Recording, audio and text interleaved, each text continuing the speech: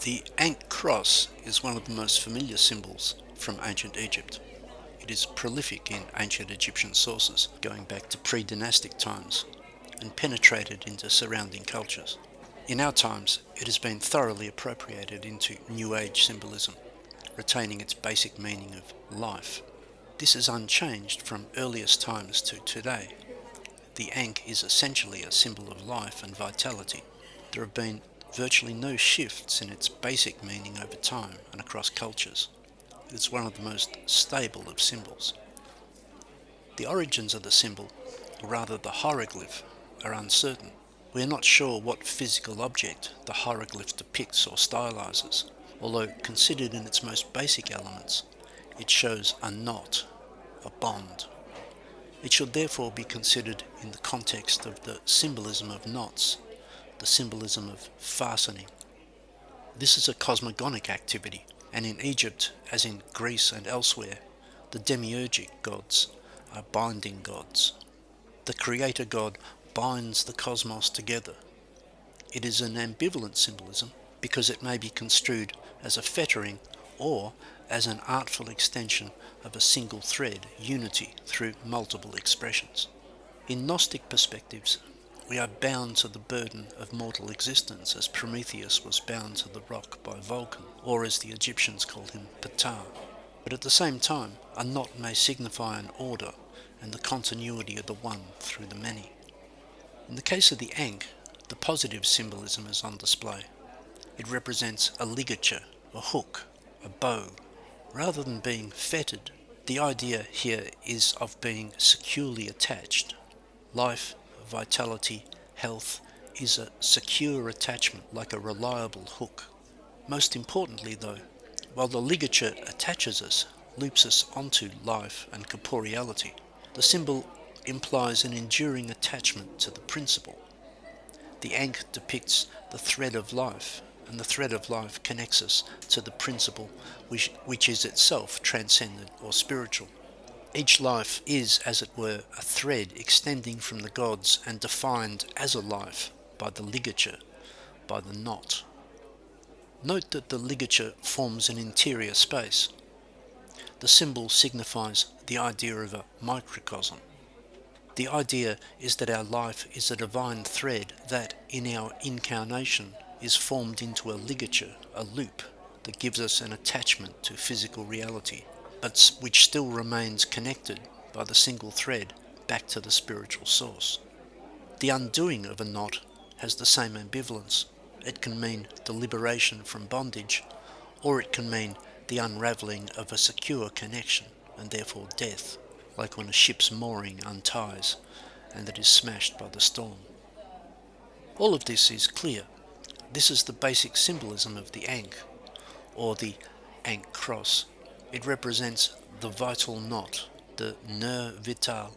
As a linguistic gesture, it says, "May you be a well-defined microcosm, like a well-tied loop, and may your thread remain securely connected to the divine principle of life." Those are the expanded connotations. The name Ankh is the English rendering of the trilateral consonants that the hieroglyph signifies in the Egyptian script. Typically, the trilateral yields other resonances, and in this case they are early and important, but often overlooked. They open other dimensions of the symbol. For a start, as well as life, the three consonants also signify a mirror, and of course the Ankh cross resembles a typical ancient hand mirror. This must be a secondary meaning, because gods and pharaohs are often depicted holding an ankh by the ligature, so it is not a metal disc as a mirror would have. But it is an important resonance all the same, and underlines the idea that the ligature seals off an internal microcosmic space. The complete idea is life as a microcosmic reflection. This is always implied, because the symbol always has the additional connotation of a mirror. But there is a further meaning, equally fecund, that receives very little attention.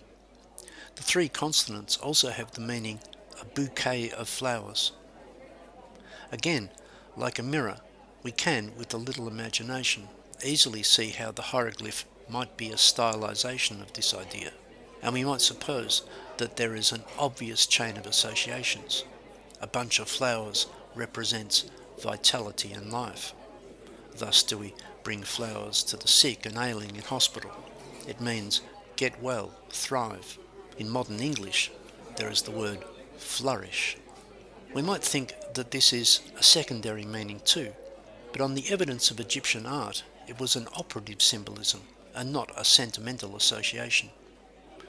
We can see this especially in the art of the 18th dynasty during the upheaval of Akhenaten. The Ankh features in the iconography of the Aten cult and is used there in characteristic ways. For instance, the long rays of the Aten disc terminate in hands, which are often holding ankhs. The thing to notice, though, is that the mortals depicted, Pharaoh and others, are smelling the Ankh. It is being held to their noses.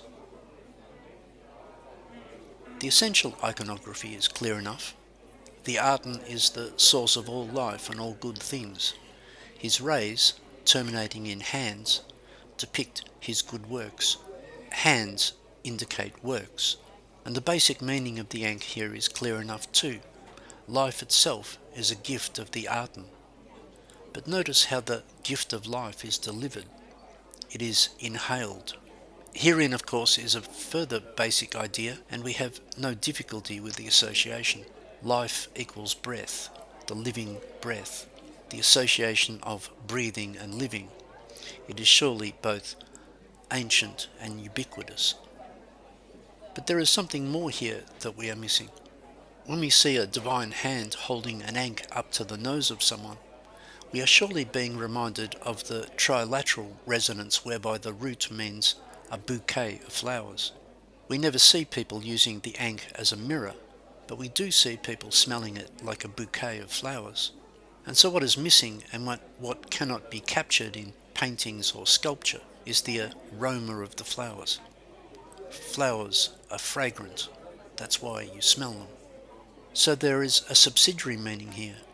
We have to supply it because it can only be suggested visually.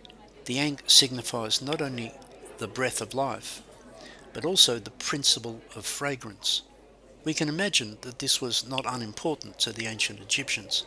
The association of fragrance with the divine needs no justification in an Egyptian context, nor the idea that fragrant oils and resins regarded as sacred by the Egyptians and so plentiful in their environment and their neighbourhood are the blessings of the sun.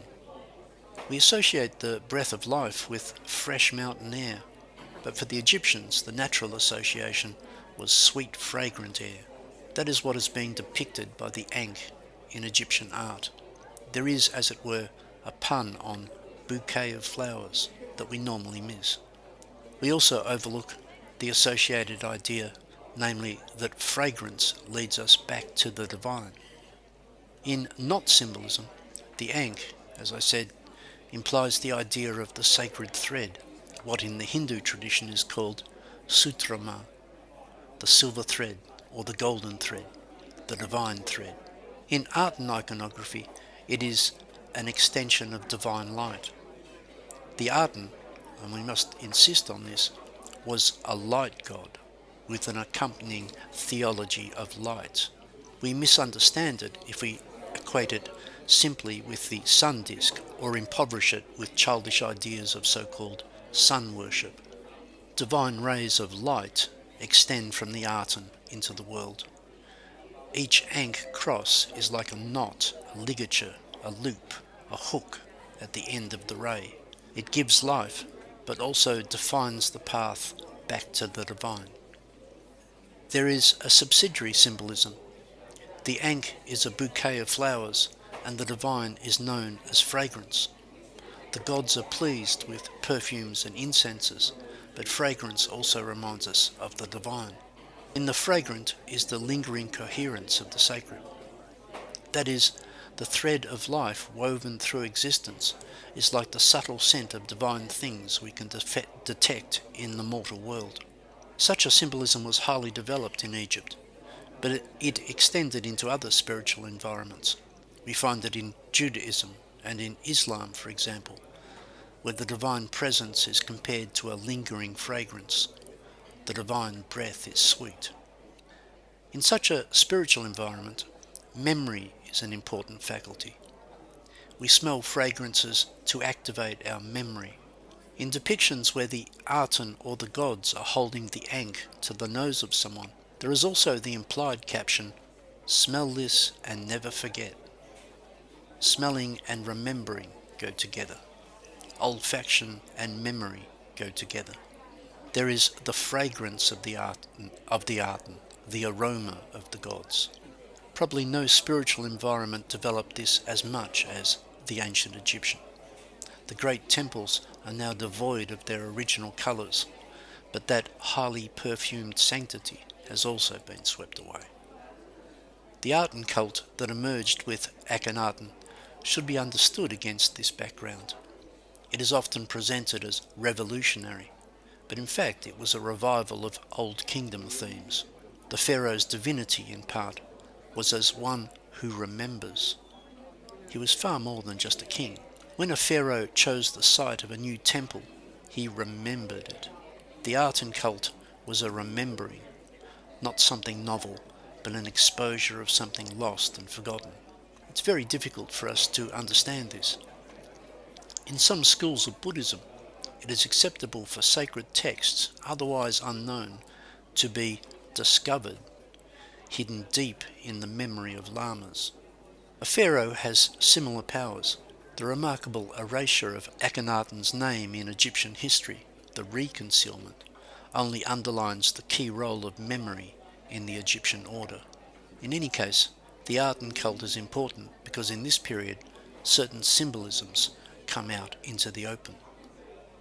We tend to see these things as loose metaphors, while in context they were extended and precise analogies. We might wonder, for example, how can one smell a sunbeam? We don't detect the understanding that light solidifies, so to speak, into air. Yet that is implied here. The idea that the things of the world are solidifications or hardenings of light is fundamental to this worldview. Air is, as it were, a lower frequency of light. That is implied here. The hands at the end of the sun rays of the Aten in this iconography indicate that these rays are then made or transmuted into physical things. At the human level, they produce the very air we breathe. Air is a densification of light. The Aten shines its rays. There is a hand at the end of the ray. The hand, the demiurgic hand, holds the Ankh up to the person's nose. There are steps. The light has condensed by steps into a fragrance. The rays extending from the Aten are striking, but note that the Aten is exemplified by the noon disk, and the noon sun has no rays, not visible rays. The rising and setting suns might have visible rays as atmospheric effects, but not the noon sun. The noon sun has a bleak, homogeneous light. So we must understand that the rays of the Aten depicted in this art are invisible. These are depictions of light rays, not actual sun rays, conceptions, not perceptions. Air is invisible too, but less rarefied than light. And incidentally, water is a condensation of light in the same way, and so too is stone. Stone as a solidification of light. This is something of absolute importance to know about the ancient Egyptian worldview. Perfumes, resins and oils are more obviously exudates of light. They are concentrates, tinctures of the solar essence. All of these observations are pertinent to what we might call an alchemy of sense. No religious culture explored this as deeply as ancient Egypt. We have a trite and superficial understanding of the Ankh symbol if we merely think of it as signifying life in the obvious and pedestrian sense. The hieroglyph means life, yes, but why are people smelling the Ankh symbol in these depictions? What does that mean? The continuity between light and air is a very important and very widespread order of cosmological symbolism that is largely unnatural to us today, and so we might fail to appreciate all its instances and implications. But these very basic things are essential in order to have any penetrating appreciation of ancient Egyptian religion and symbolism.